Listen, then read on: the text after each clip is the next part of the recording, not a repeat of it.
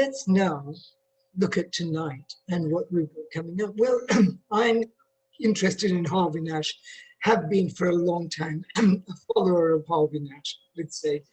And I know that for years now, they have done an excellent technology and talent study. And I'm hoping that we will be able to have a webinar later on this year's edition of that study. So looking forward to putting that in place if we can within the next few months. And that brings me to how thrilled I am to be able to have the chief executive of Harvey Nash Group, Bev White, here with us tonight. She is a super person. Please close your ears, Bev. And, you know, I have a great deal of respect for her. And as she says, career in technology is one of the most amazing, rewarding careers anyone can have. You can literally change the world. Well, I hope you resonate with at least part of that. I know I do. And what I'd like to do is to tell you something more about Bev. Here we are. So whilst Bev and Chloe prepare for having this fireside chat, please do read the notes about Bev that we have there. And one of the ones which not many people know, but I find fascinating, is as a qualified coach, Bev has spent most of her career helping people-centric businesses to grow. So that's just one aspect of Bev White, and I hope you will hear many more. So over to you, Bev, and oops, sorry, that's the wrong one. Over to you, Bev and Chloe. Thank you, darling. Hi, Bev. It's lovely having you here tonight. So I guess to kick off this panel discussion, it'd be great if we could just hear a little bit more about you, what you do, and your journey so far. Yes, good evening, Chloe, and good evening, everyone. I can't tell you how happy I am to be here tonight. It's a real honour to be talking to members of the British Computer Society. I feel actually slightly overwhelmed because, you know, more than half my career has been in tech, and I consider myself a technologist today. So nothing's changed there. So would you like me to start kind of with where I am now and work perhaps back to the beginning directly from there? Yeah, I mean, I guess when I was, you know, a little kid and kind of figuring out what I wanted to do, none of this would have been in my thinking, I don't think. I definitely would never have thought I would be leading such an incredible business, but then you have to appreciate I'm slightly biased. But a business that I've worked with when I was in technology and came to find me great talent and help me with solutions over the years. So yeah, I don't think there's a day where I'm not smiling in this role. I love it. And I started this role actually on the 1st of February last year. 6.5 weeks later, we were in our first lockdown in the UK. And so I think it drew on every possible idea I had about agility and how to lead teams in 15 countries. When you hadn't met most of them, and you'd barely met your own team, maybe once or twice. So it was challenging. And I've said on a couple of occasions that whilst I've been in the business almost 14 months, I feel last year was the equivalent of a dog year, if that makes sense to you. Kind of 7 years experience in 1 year. I think, you know, everything you could possibly imagine was put in front of us all. And then it's about keeping calm and keeping focused. And that's something I learned, you know, in my career as a technologist, that, you know, panic is a useless point. And when something goes wrong, you know, you really need to be the person that's calmly centered in the middle of the room. And so, you know, that was something I took into those moments. And as we got through it and we understood what we needed to do, it became, yeah, more interesting. It became more opportunistic and so on. So that's where I am today. I'm leading the Harvey Nash group, which I know you're going to talk to me about a little bit later. But why don't I go back, Chloe, if you think this makes sense, to perhaps the beginning, why tech and how did I get into it? Definitely, that would be great. Okay, great. So I would say I'd always been, I would consider myself as somebody driven by absolute curiosity. So as a little kid, I would be definitely the annoying person in the room asking, you know, why does this work? How does that work? I don't understand. Don't tell me, you know, that's it, you know, explain it to me. Hopefully this doesn't sound nerdy to anybody that's joining us tonight, but you know, I still love New Scientist. It's something I've read all my life. And so science and what it can do for people and their lives, I think has been something that's always driven me. Now, a family friend was a senior business analyst. I had no idea what that was. And so when we were at the stage of our school careers, if you like, where it was, well, what do you want to do? And you know, I had all kinds of ideas like air traffic control. You know, I wanted to be a scientist, work in a laboratory. There was all sorts of things I wanted to do. I wasn't really sure about that. Nothing was calling out passionate to me. And I said to him, well, what does it mean? How does it work? And he said, well, I'll check with work, but if they're okay, why don't you come in and you know, shadow me for a couple of days? I did. I think that was the beginning of a complete love affair with tech and IT. And what was it about it? Yes, I can tell you, I absolutely love tech. I love all things about it. You know, I'm always fascinated when there's a new idea breaking through. And trying to understand what that can do for industries or people's lives. And it really does change the world, darling. I said that, and I really mean that. You know, this is a job that absolutely you can change anything, and hopefully mostly for the better. So as I saw what he was doing, what I really began to understand is the art of what was possible. So not just the tech for tech's sake, but actually the realization of what it could change.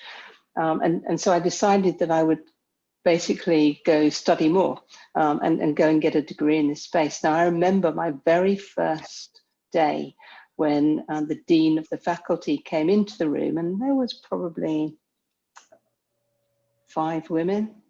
And he said, well, you know, welcome. Hopefully you'll have a wonderful career ahead of you and you'll enjoy your learning journey.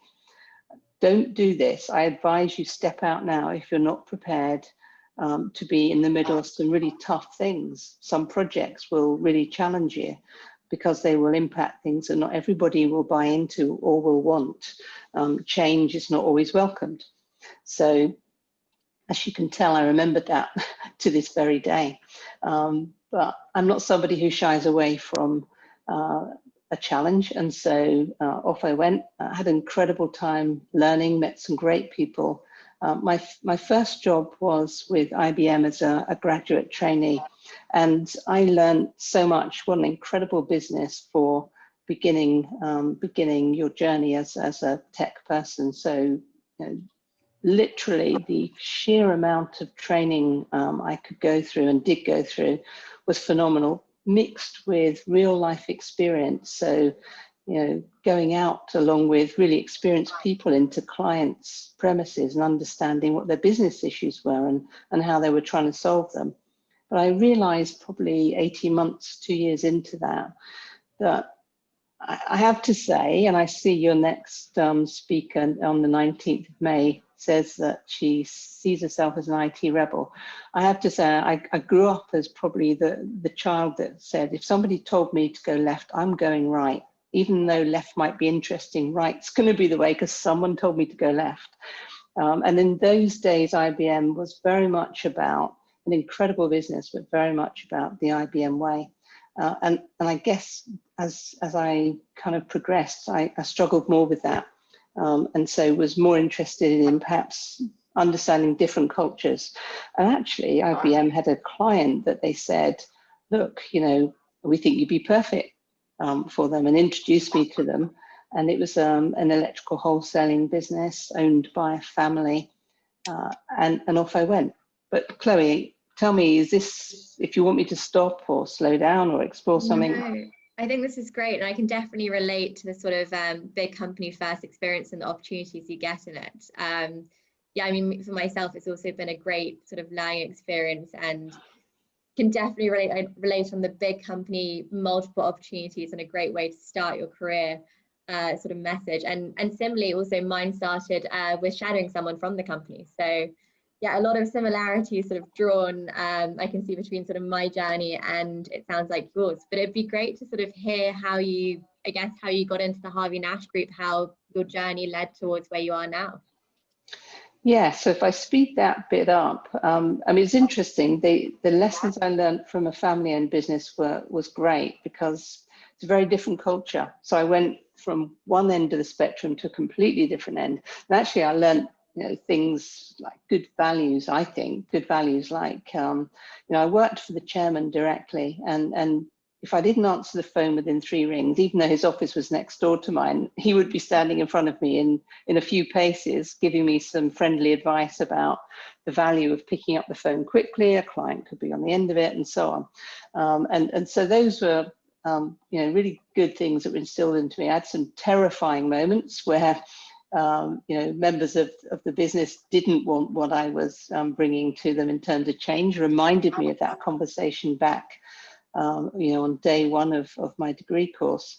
And so, you know, I had to woman up quite quickly and not be scared of somebody shouting in your face that they really don't want you to carry on doing this implementation, and would you go away, please? So yeah, there was definitely Fawlty Tower moments, if anybody on this webinar can think back to that program.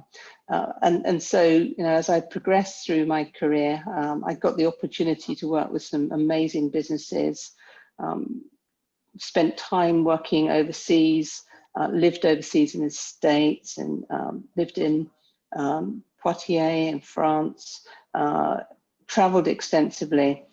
What I found there, though, was really a difference of cultures. So for the first time, I was beginning to understand the differences in cultures and how to work effectively and efficiently, how to communicate well and clearly, and also to understand a wide variety of different business challenges from the user side, not from the tech side.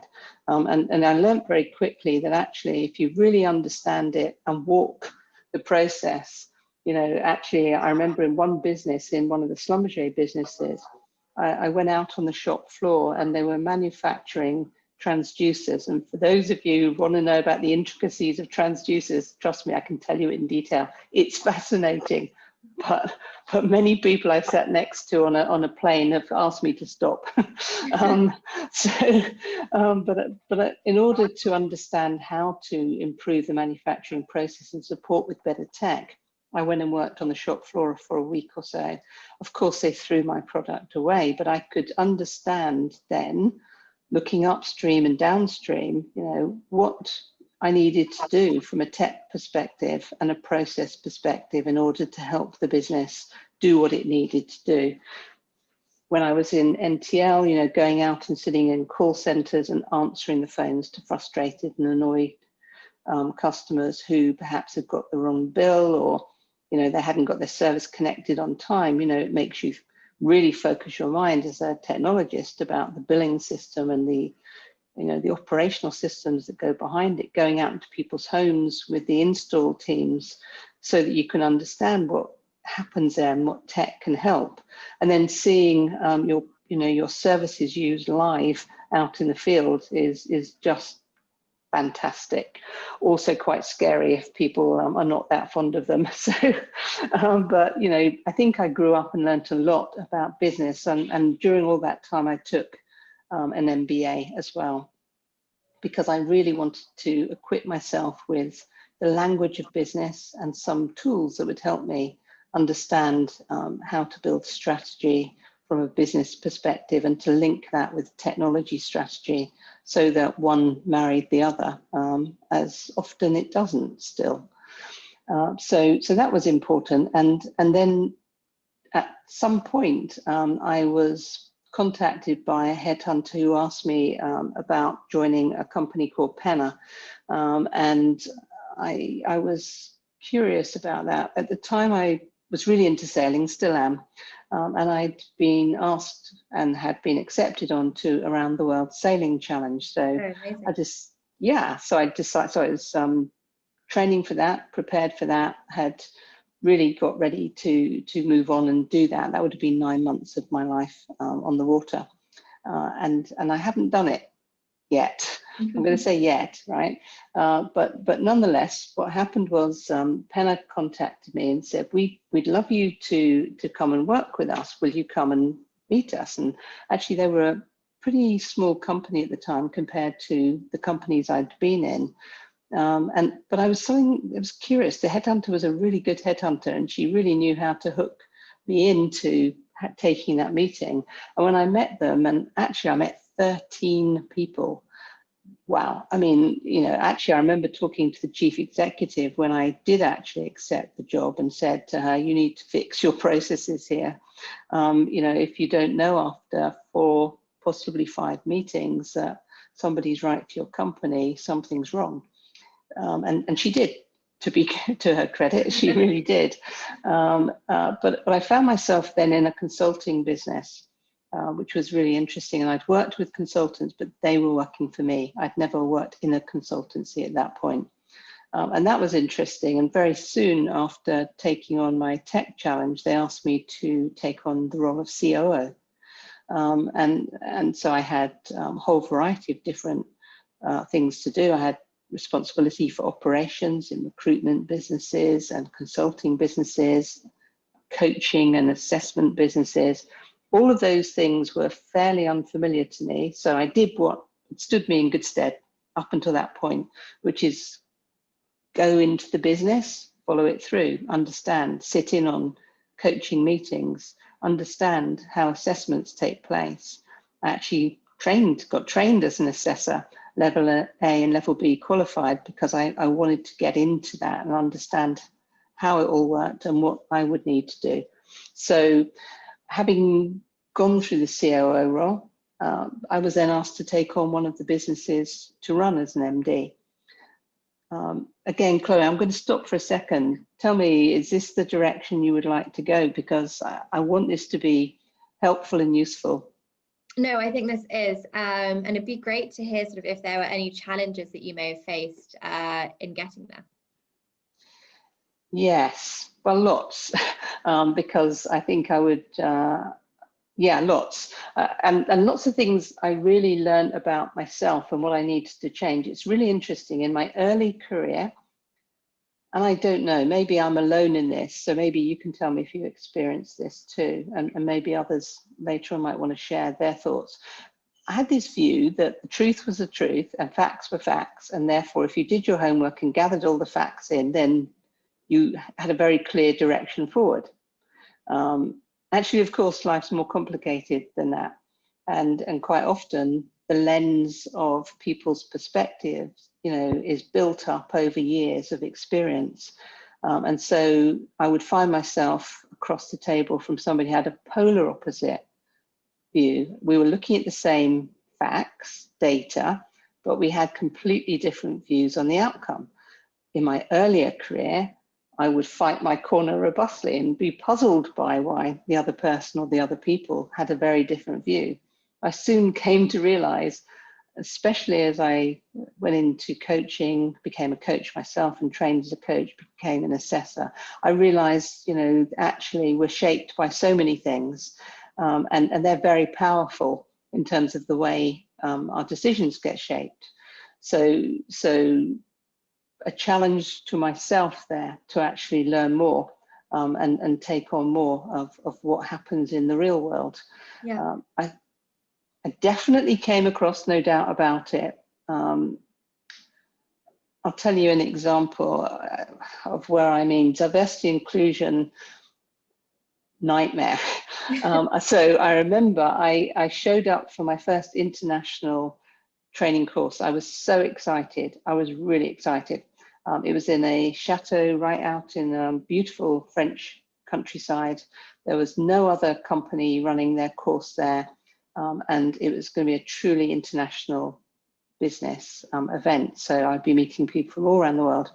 I got to the event, I sat, grabbed my coffee, really excited, nice and early, only to be faced with a guy saying to me, "You're in the wrong place." I said, "Sorry." I thought, I can't be. I really, please don't let this be the wrong place, because it says the company that I work for on the front and there isn't anyone else here. How could that be? I said, "I don't understand. What do you mean?" He said, "Well, you have got a job that you shouldn't have." And I said, "Still don't understand you. What do you mean?" And he said, this job is made for a guy and not for you." I still thought he was joking because I was expecting him to smile. He did not. And that was my first real point of managing myself, because first of all, I was a little perplexed. Then I was pretty upset. And then I was thinking, I need to show him he's not thinking clearly. And so, you know, that really was a wake-up call to myself. Why was it a wake-up call to myself? Not because I feel aggrieved. I think his view was his view. But it made me really commit myself to helping others that come after me. Mm-hmm. Because I have worked for and worked with other women who have, you know, climbed the ladder but pulled the ladder up behind them. And I don't want to be that person ever. So, you know, whatever the situation, I always feel I have an accountability to the people I work with to help them thrive and develop. So that was challenged. My second one, similarly, was when I got my first directorship and attended my first board meeting. And I sat down next to the CEO, again, really excited, done my homework, read the notes, got my slides ready, because it was slides. And so I said, "Oh, hi, Neil. How are you?" He said, fine, great, Bev, thank you. Mine's a coffee." I thought, what does he mean? And he looked to the side where there was all the coffees and teas lined up, and he actually meant I would get him a coffee. So I just turned, I don't know what I was thinking. I went, "I'll have a tea, thank you very much." So, you know, those kind of challenges. I think another one that is not related to that. But sorry, just on the diversity and inclusiveness, do you have any advice for women who might go through similar challenges of sort of how to react or how to deal with those sort of difficult situations? Yeah, I mean, I think we would have, you know, less of a discussion. I would hope it wouldn't be like that so much in today's world. This was a few years ago somewhat, but nonetheless, we all know that, you know, there will be occasions whether people unintentionally, and more often than not unintentionally, make you feel uncomfortable. My sense is, and the way I would manage it and always advise is, you know, first manage yourself and understand that your reaction is the first thing you can manage. And so, you know, for me, I feel that you have to be confident in your own abilities and your capabilities. So you are where you are because you've earned it. So you don't need to justify it. So don't. And I think the second thing is really to, and again, I've done this on a number of occasions, sort of talk a little bit about, you know, the person's kind of family. Hey, do you have kids? Yes. Oh, boys or girls? Girls. What do you want for your daughters? What kind of career? You know, helping people understand a little bit more about, you know, how they're showing up now. If somebody shows up like that when their little girls are in the workplace in the future, is that what they want for them? And so there's a variety of things, but my most important message is manage your own response first and foremost. And I think secondly, if you feel uncomfortable, go to somebody and ask for help, because you don't need to take this on your own. And there will be lots of people who will support and help you. Quite often, as I said, I think it's unintentional. I really believe that. No, that's great advice. Definitely, yeah, definitely. Sounds like can be a difficult situation, but definitely sort of maybe some right way to take it. It'd be great to sort of find out maybe a bit more about the Harvey Nash Group now, and sort of what it does and your role in it. Yes, sure. Thank you for asking. So the business, I would say, is known for largely one of two things on the whole. So it's over 30 years old, and its roots are in recruitment of technologists. So all kinds of roles. I mean, our largest requirement today is definitely around cybersecurity. I mean, it's and I know you've got this incredible event coming up on that, which sounds amazing. But all kinds of skills in the tech space. So, and we're very proud to work with a wide variety of brands, right from tech startups and scale-ups, right the way through to the largest brands and organizations you could think of. And we do that in 15 countries. So we're very proud of being able to help organizations across country borders. And we've worked with candidates as they've gone through their early career to CIO, CTO levels, and into CEO roles. So it's fantastic, and people do come back to us time and time again, as I did when I was a technologist too. So recruitment is strongly in our DNA, and then solutions businesses. So we have a business called Nash Tech, and that business is over 20 years old. We have around 1,800 people in Vietnam. Everyone there has incredible skills, everything from AI, robotics, business process automation, machine learning, pretty much any core coding skill that you would think you would need. Our team can do that.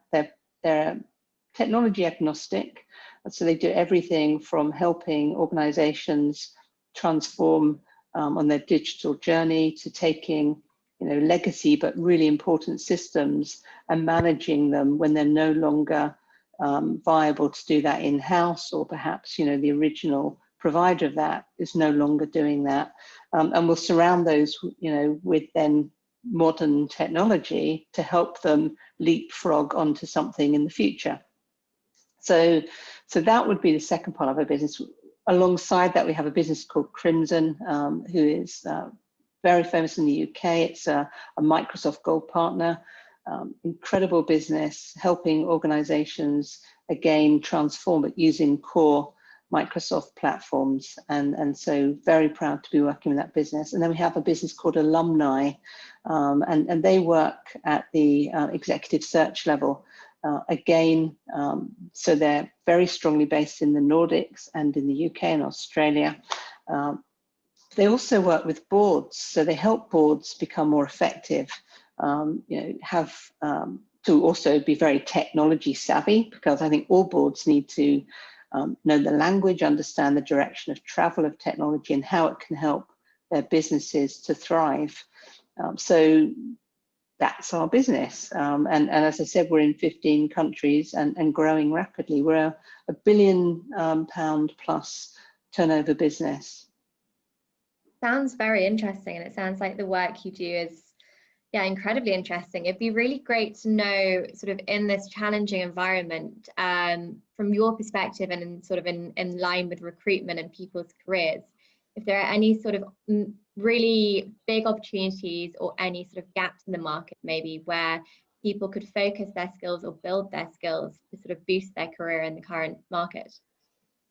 Yeah, that's a really great question. So we know that technology skills are in high demand and are short. So most organizations, have a running book of, oh, Chloe, are you still there? Yes, I am. Sorry, I'm just moving because I think the sun is blinding me a Okay, little just bit from checking where I I wasn't am. on my own. Although I can see a lot of great names along the top of my screen, so I knew I wasn't fully on my own. Yes, so what we're finding is that most organizations are carrying an open book of headcount because they can't fill those skills. So it depends on where you are in your career, but my first point is always going to be, and I know you all know this on this call because there's going to be some people that have absolutely fabulous careers, but keeping yourself relevant, so making sure that you know the trends, the emerging technologies, you read up on it, you keep yourself trained and well educated. That's important. And then I already mentioned that if you have a leaning towards cyber skills, then you're going to be absolutely in great demand. There's no doubt about it. AI is absolutely growing. Data skills, data and analytics is a massive growth trend. And so people that have been perhaps traditionally business analysts moving into data and analytics is a great way of extending what you already know into a space that you will probably thrive in. For people wanting to get into the market, then I think it's about learning and making yourself available to learn these new skills. There is government funds, as you'll all know, available to go through training and education. Organizations like ours take on apprentices and help people learn on the job as well. So if you're early in your career or people early in their career, that's a great way of getting into this market. And then one thing I would also add, which is really as a result of the pandemic, which is that more and more we can work from pretty much anywhere.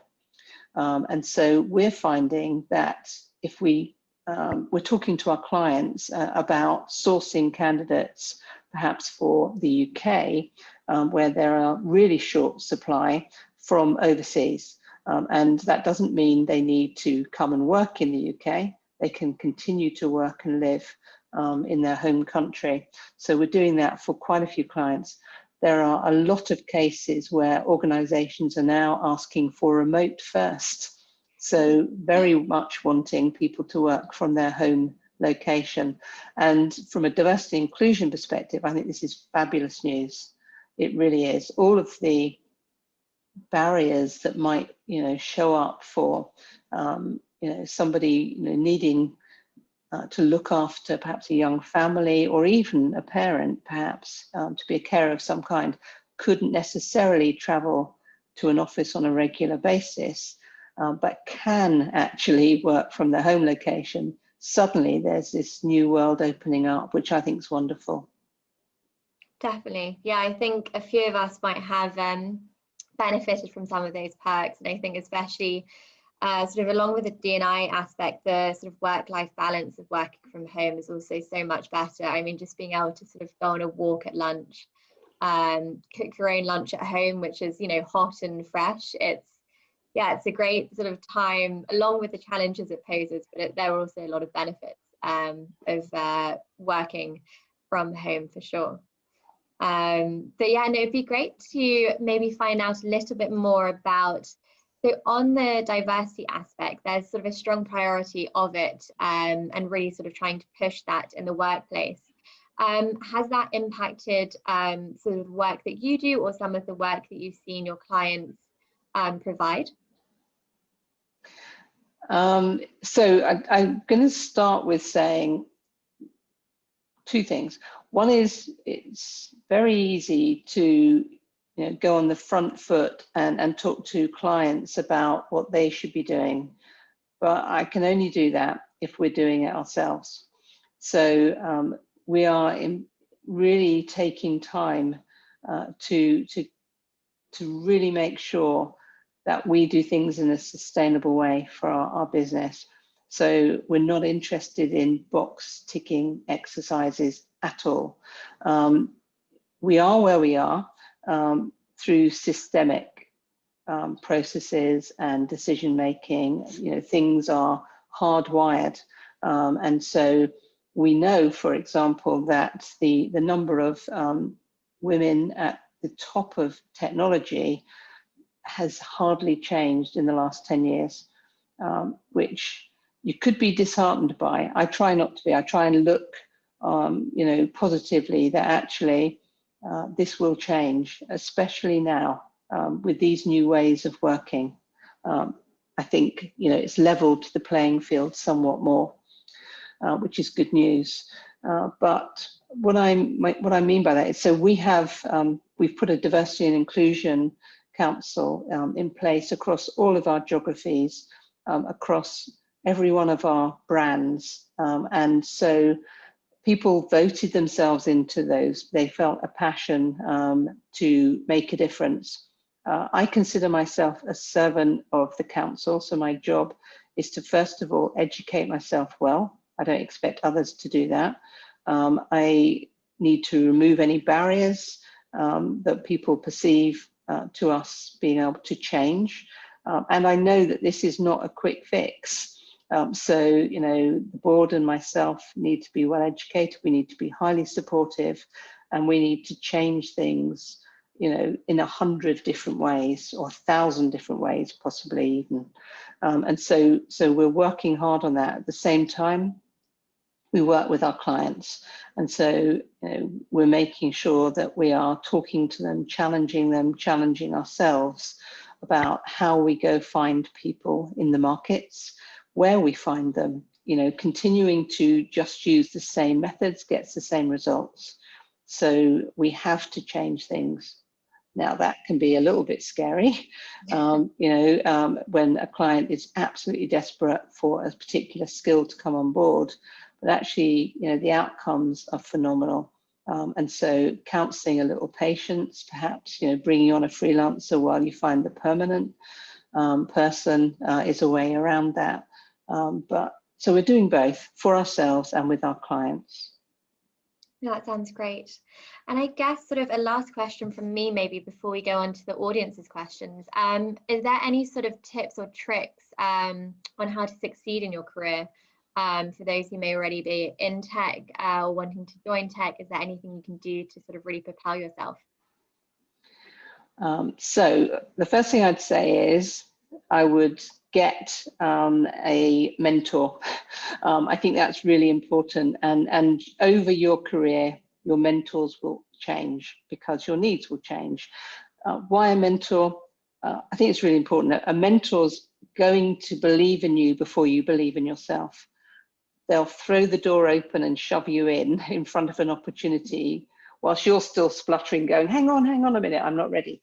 And so we all need people in our corner like that push us, challenge us, but also, they've got 100 different ways that they've learned things, a different perspective to the perspective you'll have.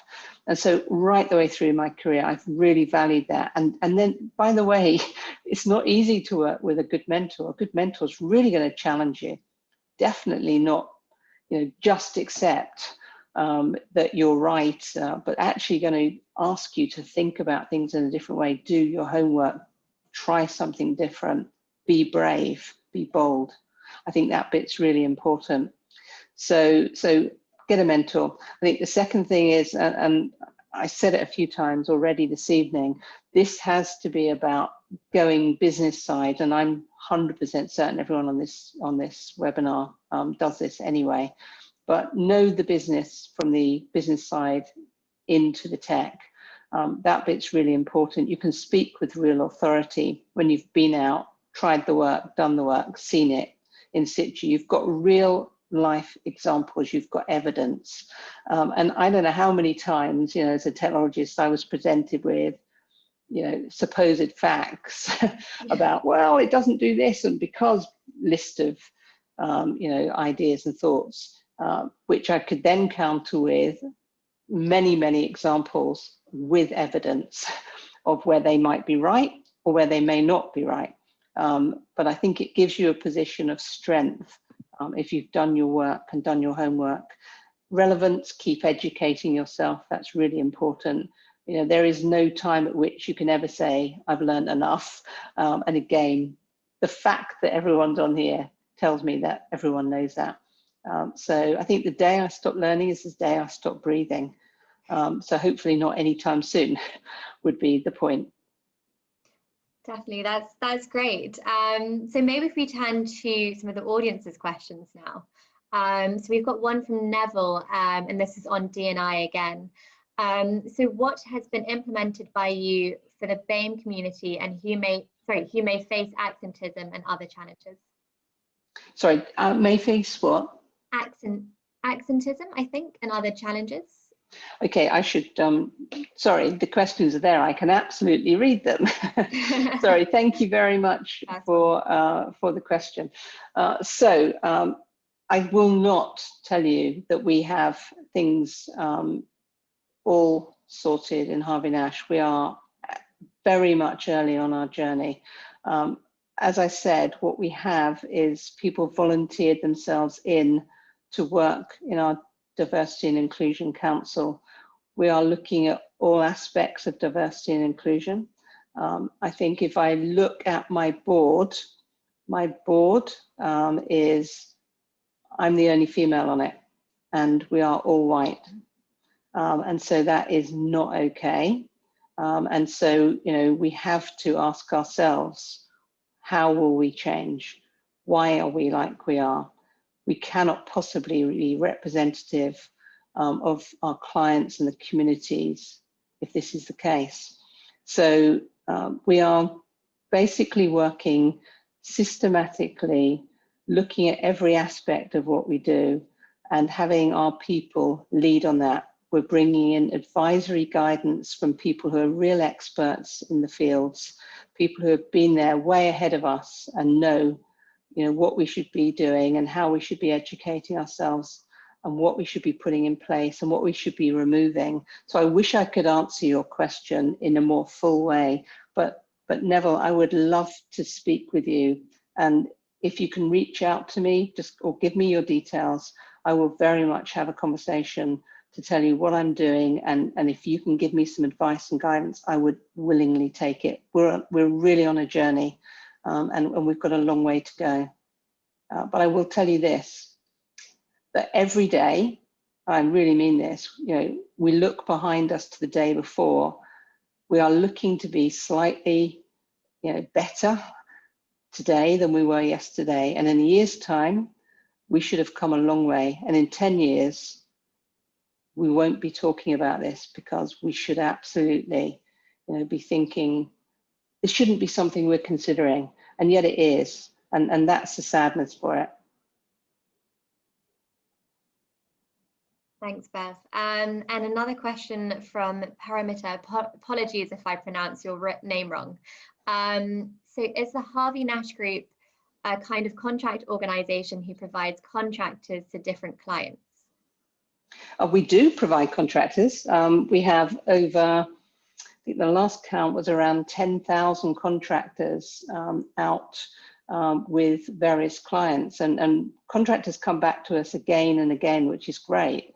Of course, they're contractors, so they have free choice to work through any agency they choose.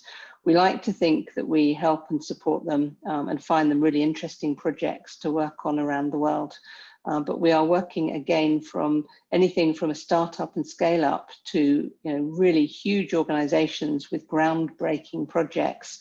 Actually, I get really jealous when I hear about some of the projects that our contractors are working on. It's incredible. And one more question as well from them. Does Harvey Nash provide sponsorships? For what? So I'm sponsorship for people or organizations? Paramita, I'm not sure if you're able to come off mute, but if you are, feel free to do so and we can maybe for try people. Okay, I can see you've answered that. Thank you. Yes, for people. Okay, so well, the way that we would do that is we provide internship opportunities. So we've got quite a few of those going on. We bring apprentices in. We work across, as I said, 15 different countries. And we have moved people around the world, actually. So we've got people in Australia that started out in the UK now. We've got people in the US that started out, I want to say, in Poland. We've got people in Switzerland that moved from Germany. So we have mobility. I'd like to see a lot more mobility as well between the brands and across the geographies. But that would be what we do today. So yeah, that's how we do it. Great. And a question from Michael. What is Harvey Nash doing with schools to help in the skills shortage challenge? Yes, great question. So, we have over the years been out into schools and talked to both teachers and young people about a future in tech, what it actually is like, what kind of skills you need. So that's part of the being on hand to help inspire, in the same way that I started my career, if you like, giving people the opportunity to experience perhaps some time, following somebody around, seeing how the job actually is versus how you might have that thought in your head. We are starting to work more closely with government. So I know Rob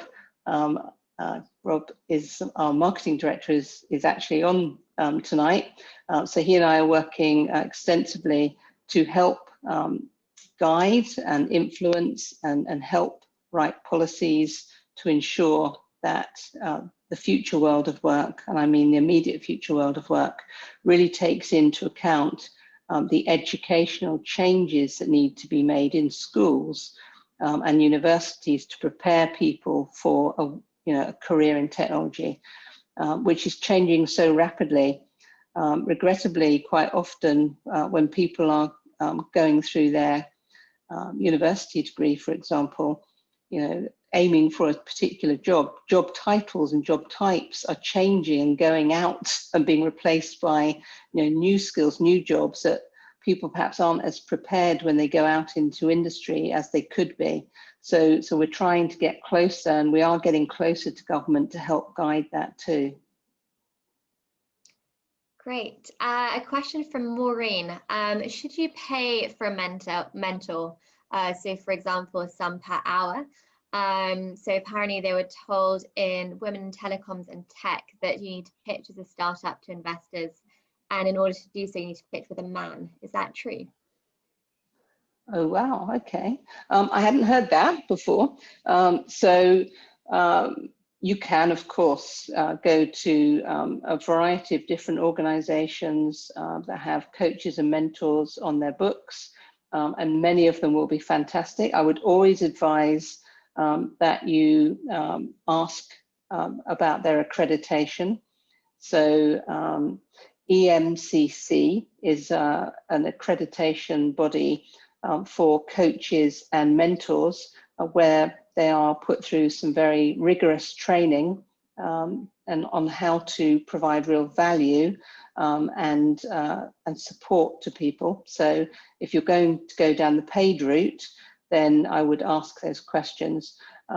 However, there are so many people in industries, probably in the companies that you work with or that you already know of, where mentors really are people like any of us who are very willing to give time and energy to help somebody with their future career.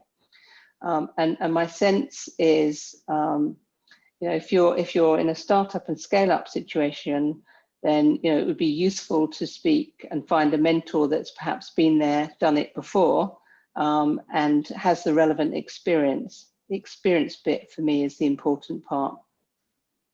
Great. Kushal, I can see you've raised your hand, but maybe if you could quickly just answer Amali's question on the chat. A quick question regarding soft skills. So being a junior in their current role, they find their voices sometimes lost with all the managers and leaders. Do you have any tips on how they can better sort of get themselves heard or make their voice heard in that respect? Yeah, it's interesting as you ask that question. I was thinking, Rob and I had talked about this quite a lot actually during last year, which is a wonderful thing I think about this remote working is it gave people that are not, the loud, hyper expressive character types, that dominate the conversations, but it gave people, the quieter ones, the more thoughtful ones perhaps, the opportunity to be heard through Teams and Zoom calls, because we tend to be much more systematic in the way that we're asking questions. We give people airtime, we let them speak out. And then the second thing is, typically people have put forward ideas, from their home working situation, which perhaps they may not have done in an office. So, the more introverted characters have been heard more, and I've seen some incredible talent pop up and emerge that may have found it harder to do so in the office because they're drowned out by, the louder voices. So taking that back into the office, my advice would be this. If you're shy or you find it hard to get in when there are a lot of people over speaking and being heard, I would put some of your ideas down into an email or proposal, get it in front of somebody you trust and admire, and ask their thoughts and ideas on that. Ask for it to be raised in your next meeting, get put on the agenda. Now, I'm pretty sure, people aren't drowning us quieter ones out because they don't want to hear us. It's just, they're in the moment, they're excited. And so, I think putting your hand up quietly in your way, asking, to be heard and putting your ideas in a way that you might feel more comfortable, perhaps via an email or a little presentation, is a great way of doing that. And back to that mentor, find yourself a mentor because they'll help you find your voice. Would we be able to unmute Kushal to let them ask a question? Yes, I've just given him permission. Yeah. Hi. This is Kusal Ratnakar from Belgium. When I was in Dublin, so I tried to Harvey Nash, and my colleagues and my friends, I got feedback from them. Harvey Nash is a premier consultancy. You can try there. I went, but they said currently we are not providing visa in sponsorship from India. And after that, I was disappointed and came back. And I tried 2-3 times later on stage, but I didn't get a chance. So I wanted to join like a Harvey Nash consultancy, especially in Ireland, UK regions. It was a great culture and great environment. I heard and I got feedback from your employees. So that will be great if you can explore in this area if Harvey Nash is providing visa sponsorship for Indian expert. Kushal, thank you very much for raising this. And did you say you're in Belgium at the moment? Yeah, currently I'm working with European Commission, Belgium. Okay. But earlier I was in Dublin. I was working for AIB Bank. Understand. So whereabouts in Belgium are you? I'm in Brussels. So okay. I'm in database expert. So I'm supporting Oracle databases. I understand. Kushal, yeah. could you drop me a message and I will pick up with you personally on this. I have colleagues in Belgium, so we have fantastic business there. So let's talk about this, about what we might be able to. I can't promise, but I can promise to talk to you and absolutely look into it. Yeah. From last 4 or 5 years, I was trying with Harvey Nash, but I didn't get chance. So this time I got opportunity to take chance to get face-to-face discussion with our Bay of White boss. So let's see, you will be my next future boss. Okay, all right, Yeah, Kushal, get in contact and I will definitely follow this up. perfect. It's my pleasure. Thank you so Thank you. much. You're welcome. Another question from Najma on the chat. So they wanted to ask, how did you find handling quick changing trends in tech? And are there any tips on handling them as a woman juggling various roles?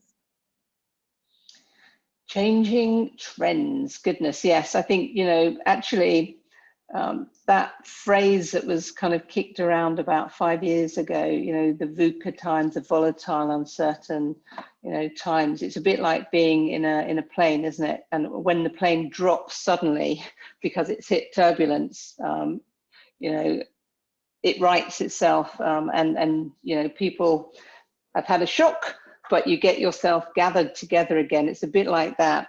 And I think we've learnt actually to deal with change at a rapid pace. I think what's really important is, I said early on, don't be the person who panics in the room. I think that bit's really important. So if something unexpected happens, it's unplanned change, something new's coming out of left field and you're needing to face into it, trust your instincts that you'll get on top of it very quickly and understand what's the impact for your team and your business and what you need to do about this new thing that's coming your way. I think the second thing is, be sure that not all changes are going to be right for you. So, as long as you, look into it, do your homework, and are, showing yourself to be dealing with it, I think that's okay. Juggling, yeah, we're always juggling things, right? I think it's interesting. I'm very much now thinking more and more about essentialism. So I think day to day, because my plate's always full, my inclination is always to say yes. And I was born like this, I'm fairly certain. Can you do this? Yes. Would you like to do it? Yes, of course. Who wants to do that? Oh, I'll do it.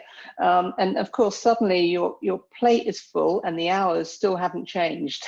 There's still only 24 hours in the day and 7 days in the week, although I might have found an extra 30 minutes somewhere. But in all seriousness, at the end of the day, you have to ask yourselves, if you spend your time doing something, what will make the greatest difference? And start to get much more focused in on that. So essentialism actually, trains you to do that. I heard this guy speak on that about 3 months ago, and I bought his book and sent it to many of my team and said, look, if you get time, I strongly read you dip into this book because it's actually changing my way of thinking. Instead of running faster, which was always my inclination, I now step back and ask myself, what can I do and should I do? And if I can't do all these other things, how can I elegantly stand them down without letting anybody down? Is there somebody else in my team, not that I can dump it on, but actually would be a really good learning experience that they might enjoy? If there isn't, I took it on, so I'm going to finish it. But it really makes me think about, new stuff as it's coming up. Hope that helps. And another question on the chat in regards to Harvey Nash. Are you taking the company towards the direction of becoming a big consultancy like the big five, Accenture, PwC, etc.? Well, we're certainly balancing up our business. So we're not going to be a smaller recruitment company. We're still continuing to grow. We bought a business in the US actually during the pandemic. That was an interesting thing to do, but my goodness, is it working well? So we're continuing to grow that, but at the same time, we really want to grow our tech advisory business as part of our solutions. So we're working very rapidly on how we might do that. Some of it is organic growth. So working harder, adding more sales people into our team to get more clients on board, perhaps to open up some new geographies that our solutions businesses aren't currently in. So for example, our Nash Tech business does some work in Germany, but not a lot. And yet we are very present in Germany as a recruitment company. So how can we organically grow there? And of course, look at acquisitions that might really help us grow faster. So I suppose that's a longer way of saying yes, but probably not fully consultancy, probably, you know, a mixed balance. Great. And I think just one more question from two different sides. So it's based on transiting into tech as a career, one from a graduate side and sort of the apprenticeships, and then the other from a latecomer stage. So someone who's later on in their career, sort of maybe in their 40s. How do you do it from both ends?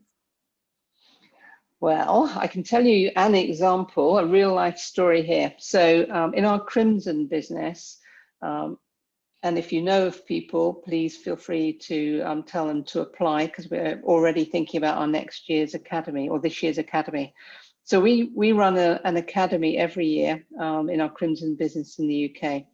And here I presented and met the last year's intake a few months ago, sadly virtually, but I'm going up to see them in the Birmingham area next month. And so there was a mix of people that were fresh out of school. There were people that were, you know, fresh out of university. There were people that had not had any jobs at all, but had come out of school and not found any work, so had been unemployed for a bit. And then there was people that actually had had 2 jobs beforehand and were in their late 30s with some growing kids. And all of them are being put through structured training and learning, and all of them are being given client projects to work on to actually learn their skills in the field. Now, you know, typically one of 2 things happens as they come through the end of the academy. Once they're successfully through the other side, we keep them.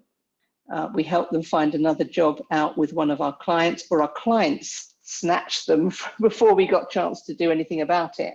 We really find that people come out as really high quality, and they're coming from all aspects, as I say, you know, very early in their career or somewhat later, having got some experience, and there's advantages to both, and we're really enjoying working with that mix. Chloe, you're on mute. I was dying to say that because everyone does on these calls, right? Sorry. Any advice sort of on, sorry, the question has just gone. Any advice on, for a stay-at-home mum who would like to learn and start a career in technology from scratch? Any advice on sort of first steps to moving towards that? I guess it may overlap a little bit with what you've already. So we know that it's entirely possible and welcomed by organisations now that people can work in a remote or partially remote way. And so applying for apprenticeships is a good place to start. And really they are growing. I can tell you, I speak to my competitors at least once a week, and pretty much all of them are putting on more and more apprenticeships to bring new skills into the workplace. So, you know, that's a great way of doing it. The government are also funding a lot of education in this space now. They're putting, you know, millions of pounds into enabling us to learn our skills from scratch, and also to top up our skills to prepare ourselves for what's coming. So either of those 2 options I would strongly advise you go for, and really good luck. I think you're going to be great. A question from Fiona. What are your thoughts on the gender pay gap?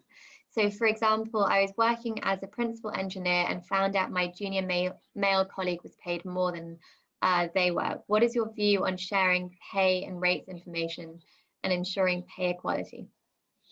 Yeah, we've all been there. I'm sure we have, where we've all realised that, you know, you're doing a similar job to someone else and they're getting paid more, and the only difference you can see is gender or some other way of differentiating between you and that person. But gender is what you're asking here. So, you know, I would very much take it to your line manager. I mean, it's how you take it, of course, is all important here. You know, I know that people will not want to be defensive, and so, you know, going in and just presenting the facts and asking, you know, why is this? Please, can you help me understand? I'm not getting it. What's different between us other than the pay? I think you're going to find in most cases people will really want to listen and resolve the issue. I mean, the BBC, right? They fully went out and published everybody's pay, and you know, to some degree, do I think that's what I would want to do? I don't know. You know, I've always been quite private about pay from my very earliest days. I've never discussed it with anyone. The thing that I'm driven by in my role now, and in the same role in the role I first started out in, was fairness and equity. You know, and if those two things aren't right, I'm doing the wrong job. I'm in the wrong place. And so, you know, my job where I am now is to make sure that, you know, I level the playing field, that we have fair processes, that we have a fair way of paying people, rewarding people, promoting people, giving people opportunities. We have to make sure this is fair. And we've all worked in organizations where we know that that isn't the case. There's exceptions.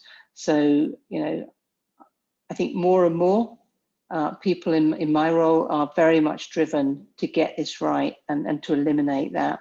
But if you're seeing it, take it, discuss it, you know, and I really wish you well with that. I would be really hopeful that you get a very fair hearing and that people would want to resolve those issues. And one more question from Augustine. In regards to the apprenticeship program you mentioned in Crimson, is this open to everyone? As in, do we publicly advertise this? Yes, absolutely. Great. Bev, thank you very much for taking the time to answer all of our questions. I'm sure I speak for everyone when I say we really appreciate you taking this time to do so, and it's been a great chat. Definitely taken a lot of very interesting points on myself, and I'm sure everyone else has as well. So I guess if I pass on to Dalim again. Yes, indeed. And that was really fascinating. Thank you so much, Bev. I thought that was really interesting. Now, I've had a secret whisper of a question, which I'll put to you. I've heard that the recruitment business, and it might be demeaning to describe Harvey Nash as that, but let me be fairly verbatim. I've heard that the recruitment business is very cutthroat. Is that right? And if so, should I be trying to fight my way into it? Sorry, I was distracted, darling, because I can see a message from somebody on the webinar about a role they'd applied for. Please drop me an email. I will look into this about a DBA role they'd applied for. Please drop me an email. I will come back to you. Sorry, darling. I just didn't want to miss that, because I would really hate anybody to be left hanging from anybody in our business. And not to give you a good experience. I can't guarantee the outcome. I can promise you I will look into it. Sorry, darling, please repeat that question. How do you fight your way into the recruitment industry? Was that the question? Yes, that's right. It's supposed to be, it used to be anyway, quite cutthroat, I believe, was the question. Well, I suppose the way to put it is the recruitment business fairly cutthroat? If so, is it something worth fighting your way into?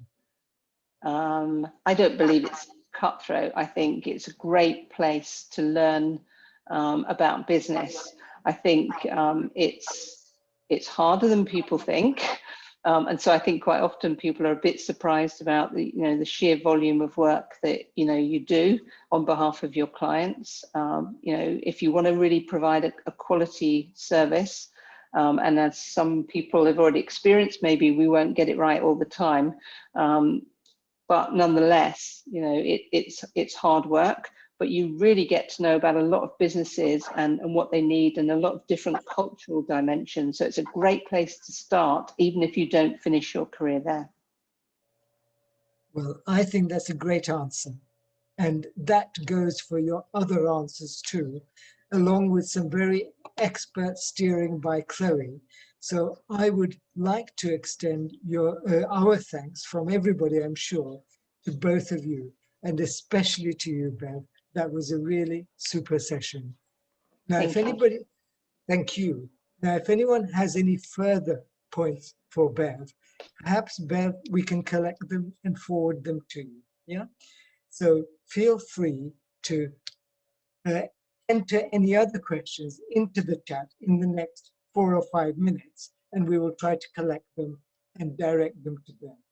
But otherwise, it only remains for me to say thank you very much to everyone. Look forward to seeing you again. Hope you enjoyed this session. See you next time. Goodbye. Thank you. Thanks. Bye.